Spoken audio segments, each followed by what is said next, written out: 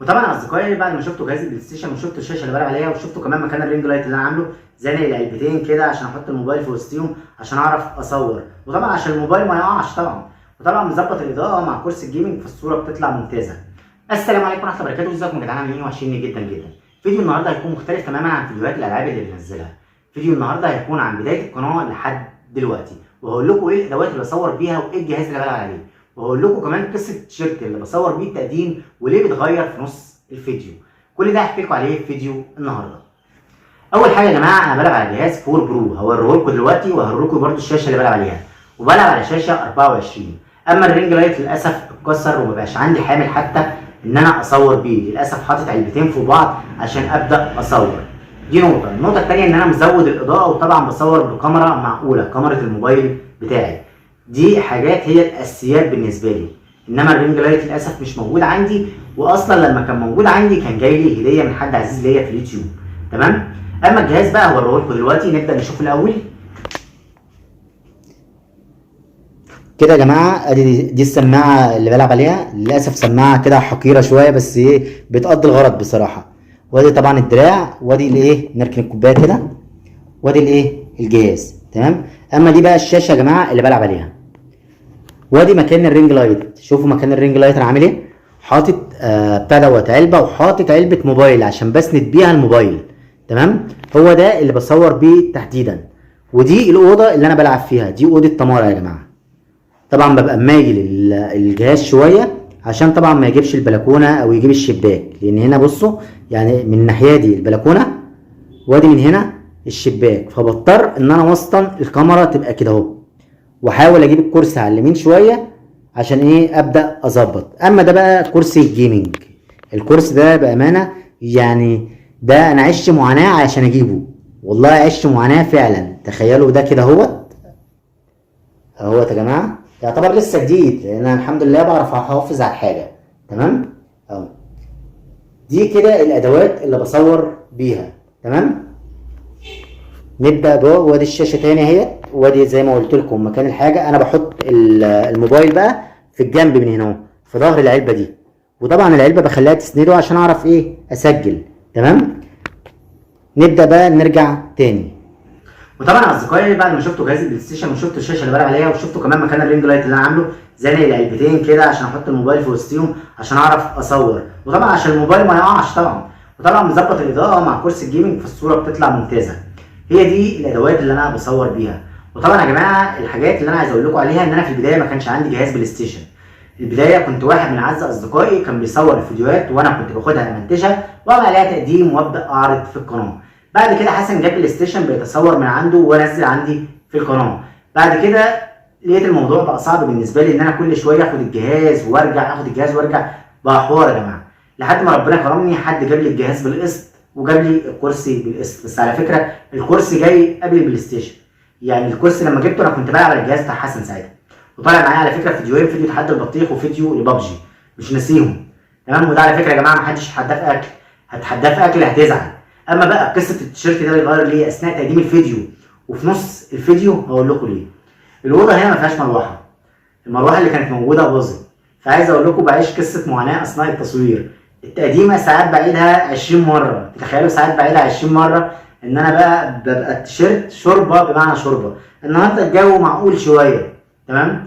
النهارده الجو معقول شويه، فعشان كده ايه بضطر اقفل الشبابيك بسبب الاصوات اللي في الشارع، لان انا اعتبر ساكن على شارع عمومي واخد نصيتين، فبتتكلموا ان الدوشه بتبقى زي ما انتم سامعين كده، فالدوشه بتبقى جامده جدا. فانا عشان اصور الفيديو انا بصور في التوقيت بتاع 2 3 بالليل، فتخيلوا 2 3 بالليل وبرده بيبقى في دوشه بسيط، ما بالكم بقى لو بصور بالنهار. تمام. اما بقى بالنسبه للالعاب، الالعاب ما بقدرش العب الالعاب الحصري. ليه؟ الالعاب الحصري نازله على البلاي ستيشن 5، وانا طبعا اللي عندي 4 برو. في الالعاب الحصري قليل قوي لما بتنزل العاب حصري على الفور، يعني اخر لعبتين نزلوا حصري على الفور لعبت واحده منهم هي ريزدنت ايفل 4 ريميك واللي هي جود اوف وير. تمام. الاثنين دول اللعبتين اللي يعتبر جمال وجداد برضه. تمام. ريزدنت ايفل 4 ريميك انا لعبتها اول ما نزلت وقارنتها بينها وبين الفايف، ما كانش فيه اي فرق ولا في الجرافيك ولا في الفرومات ولا في اي حاجه، واتحداك لو حد يقول لي فيهم فروقات بين الاثنين سواء على الفايف او على الفور. بس المشكله مش في اللعبتين دول، المشكله في اللي بعد كده. الالعاب الحصر اللي نازله اغلبيتها نازله على الفايف، فطبعا بيبقى في معاناه ان انا اجيب اللعبه والعبها على الفور. فهو ده سبب من ضمن الاسباب اللي مخليني بركز في حوار شراء الالعاب. ان انا العب لعبه او اشتري لعبه وانزلها عندي على القناه بيبقى الموضوع صعب وفيه تفكير شويه. ليه؟ انا دايما بحب اختار اللعبه المدبلجه او اللعبه المترجمه، اللعبه او الالعاب الواقعيه بمعنى صح. الالعاب دي بتديك انبهار او بتديك تركيز اكتر، وانك تندمج مع القصه اكتر، تخليك تقعد تتفرج وتحب القصه انك تقعد تتفرج عليها. يعني اخر لعبه انا ختمتها اللي هي انشارد 4، اللعبه دي من اجمل الالعاب اللي لعبتها، وبصراحه انا ما كنتش عايز القصه تخلص وزعلت ان اصلا اللعبه خلصت. اللعبه من اجمل الحاجات على فكره، هي لسه تقريبا لها فيديو او 2 عندي، تمام؟ بس احنا في اواخرها اهو. فاللعبه انتوا بتتكلموا لعبه من اجمل الالعاب، يعني انا خلصتهم تصوير بس لسه ما منتجتهمش، لان انا قلت الفيديو اللي جاي فيديو خاص بالقناه، فقررت ان الفيديو يبقى خاص بالقناه، ما حبيتش انزل اللعبه قبل الفيديو ده، تمام؟ فهي المشكله دلوقتي ان انا عشان اجيب جهاز بلاي ستيشن 4 انتوا بتتكلموا الجهاز عامل 25000 جنيه، فحتى لو هجيبه مستعمل هجيبه بكام؟ ب 22000؟ ب 20000 كتير جدا برضه. وحتى عشان ابيع الجهاز الفور اللي عندي واجيبه برضه عايز عليه فرق بتاع 8000 جنيه او 10000 جنيه. فهي الفكره في كده. في الوقت الحالي انا الحمد لله، انا على فكره انا كنت جايب الكرسي وجايب الجهاز البلاي ستيشن جايبهم قسط، بس الحمد لله خلصتهم وما حدش لاقي عندي حاجه. شوفوا من بدايه القناه كنت بصور على اجهزه الناس، دلوقتي لا، انا عندي ادوات التصوير بتاعتي، موبايلي الخاص بصور بيه بكاميرا حلوه، جهاز البلاي ستيشن، الشاشه، الكرسي، كل الحاجات دي ممتازه. وكمان الفتره اللي جايه ناوي ادخل فيديوهات تحديات التيك توك معايا، او اللي هي مش تحديات التيك توك، اللي هي الرياكت زي التيك توك، رد فعل على التيك توك، الكلام، الفيديوهات اللي بتطلع، الترندات، الحاجات دي، ناوي ادخل الحاجات دي. فبرضه بحاول اتمرن عليها على قد ما نقدر. حتى في فيديو نزلته منهم بتاع النكديه والفرفوشه، ده يعتبر اول فيديو ليا مسميه جوله في التيك توك، وهي دي يعتبر البدايات الجديده اللي هدخلها معايا، واحاول ادخل حد معايا، لان المشكله يا جماعه انا بعمل كل حاجه لوحدي، مفيش حد معايا، حتى اصحابي كلهم بيبقوا في شغلهم، مفيش حد هيبقى فاضي ان هم يطلع معايا، وبعدين كلهم بيتكسفوا يطلعوا قدام الشاشه او يطلعوا يصوروا. في واحد يطلع يقول لك لا انا اصور عادي وبتاع ونطلع نصور، بس على اثناء التصوير صور، هتتكسف وتتحرج ومش هتصور. انا في البدايه كنت كده، كنت بتكسف اطلع قدام الكاميرا او ببقى مردود. انا عايز اقول لكم كمان ان انا الفتره اللي جايه كمان هطلع اعمل رد فعل على فيديوهاتي، ان انا في فيديوهات بضحك على نفسي فيها بصراحه، بس ما ينفعش امسحها عشان الساعات اللي موجود عليها. في حاجات بتنفعك بعد كده انك تعمل عليها فيديوهات، وممكن تكون ليك انت، يعني ممكن ليك انت وتعمل عليها فيديوهات كمان. فهي دي المشكله بالنسبه لي في الفتره دي، بس هبدا اظبط حياتي. انا بنزل كل اسبوع فيديو علشان شغلي، انا ما بقدرش اسيب شغلي لان في شغل اساسي بالنسبه لي غير القناه. بنزل مثلا انا بنزل كل اسبوع فيديو، لان يوم الاحد هو اجازتي، فببدا اصور الفيديوهات وابدا امنتج وابدا اعمل وانزل تاني يوم، وتاني يوم اللي هو يوم الاثنين او يوم الاحد لو الفيديو خلص بدري ببدا اصوره. فهي دي الحدوته او القصه بتاعه القناه. اما قصه البلاي ستيشن 5، البلاي ستيشن 5 ان شاء الله هجيبه، بس هي مساله وقت انه يتجاب ويدفع فلوسه، او حتى هجيبه قسط وادفع تقديم. بس هي مستني، لان مستني خبر حلو الشهر اللي جاي. ادعوا لي بس ربنا يكرمني الخبر اللي جاي ده كده يكمل على خير واخلص منه، وبعد كده نروق خالص وافضى بقى للقناه وابدا بقى اشوف لو هجيب بلاي ستيشن 5 او الكلام ده. بس الموضوع ده مش هيحصل اقل من 5-6 شهور عشان ابدا اجيب البلاي ستيشن 5، وربنا يستر ونجيبه. وهو ده كانت الفكره بتاع فيديو النهارده. فيديو النهارده انا عارف انه ممكن يكون فيه رخامه شويه او كآبه شويه، بس هو ده قصتي في اليوتيوب. على فكره انا عانيت كتير جدا عشان اعرف اعمل القناه او اعرف اصور او اعرف اوصل لاي حاجه لوحدي، لان مفيش حد فادني بحاجه. اقسم بالله ما في حد فادني بحاجه. الوحيد اللي فادني بالمونتاج، او هما 2 عامه.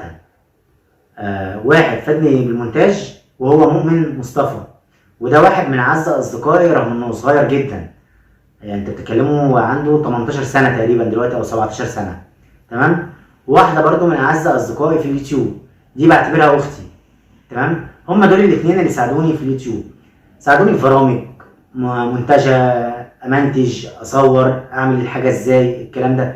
وانا بعد كده ابتديت اكسب خبره اكتر واكتر. هو ده اللي حصل معايا بالظبط، وما بنكرش فضل حد عليا. هما الاتنين دول بس اللي ساعدوني في اليوتيوب، لكن مفيش حد ساعدني ان انا اعمل اي حاجه. كل حاجه بعملها بنفسي، تصوير، صور مصغره، مونتاج، اي حاجه تخص القناه انا اللي بعملها. الكلمات المفتاحيه، عنوان الفيديو. ممكن اكون حاجات كتير ما وصلتلهاش، ما عرفتهاش، وده طبيعي، لان طبيعي انت لوحدك مش هتقدر توصل لاي حاجه. بس ان انا اعمل ده لوحدي، انا شايف ده في حد ذاته انجاز. وهو دي كانت فكره فيديو النهارده. يا ريت بقى اتكلمنا، بصوا شوفوا قد ايه ولسه لحد دلوقتي محدش اشترك فيكم. اشترك في القناه بقى وظبط اخوك. يعني بعد قصه المعاناه دي كلها مش عايز تشترك في القناه؟ اشترك في القناه وظبط اخوك كده، ولايك كده الفيديو، ما تنسوش شير. وان شاء الله تابعونا الفيديو اللي جاي. الفيديو اللي جاي يا اما هيبقى لسبايدر مان، احنا ختمنا سبايدر مان بس ليها جزء اخير، ولسه هنلعب المهمات الجانبيه. يعني انا في مهمات جانبيه ما لعبتهاش دي ناوي العبها، لان في ناس كتير على فكره يا جماعه مش عارضه المهمات الجانبيه. والمهمات الجانبيه بعتبرها من الحاجات الجميله جدا زيها زي اللعبه، لان هي بتحكي قصه واقع. انت بتحكي قصه موجوده فعلا، واحد عنده مشكله بتحلها له، واحد عنده حاجه اتسرقت بتعملها له، سرقه بنك بتحله. كل الحاجات دي مهمه يا جدعان، زيها زي اللعبه تحديدا. فان شاء الله تابعونا الفتره اللي جايه، هيكون في فيديوهات كتير جدا. ولو حابين ان انا اجيب لعبه، لان انا في لعبه ناوي اجيبها الفتره اللي جايه، بس لسه ما قررتش اختار لعبه ايه. فانتوا لو حابين ان احنا نلعب لعبه معينه، يا ريت تكتبوا لي في الكومنتات. ويلا كفايه الفيديو لحد كده، طولت عليكم بما فيه الكفايه. سامعين الدوشه؟ على فكره سبب الدوشه دي ان انا كمان معيش مايك. انا لو معايا مايك عازل الصوت هيرحمني كتير وهصور في اي وقت، بس هي دي الفكره اللي مش موجود معايا. تمام؟ يلا اشوفكم في فيديو جديد ان شاء الله. يكون الفيديو دوت عجبكم، ولو واحد برضو حابب ان هو يفتح قناه يكون استفاد برضو من الكلام اللي انا قلته، لان الاساسيات برضو اللي انا قلتها هي دي اللي هتظبطك، سواء تلعب من على الموبايل وتظبط الاضاءه وتخلي الصوره على اعلى جوده في التصوير عشان برضو تظبط دنيتك. كل الحاجات دي اساسيات حتى لو انت عايز تبدا قناه جيمنج. وما تتكسفش من الكاميرا، هتتكسف اول مره، الثانيه بعد كده هتطلع بجرأة رهيبه. اطلع ومالكش دعوه، اطلع واعمل اللي انت عايزه، هبل مش مشكله، بس هتنجح وهتوصل للحاجه اللي انت عايزها طالما بتحب المحتوى اللي انت بتقدمه. وهو ده كان فيديو النهارده. يا ريت يكون الفيديو عجبكم، وان شاء الله اشوفكم في فيديو جديد وحلقه جديده. مع السلامه.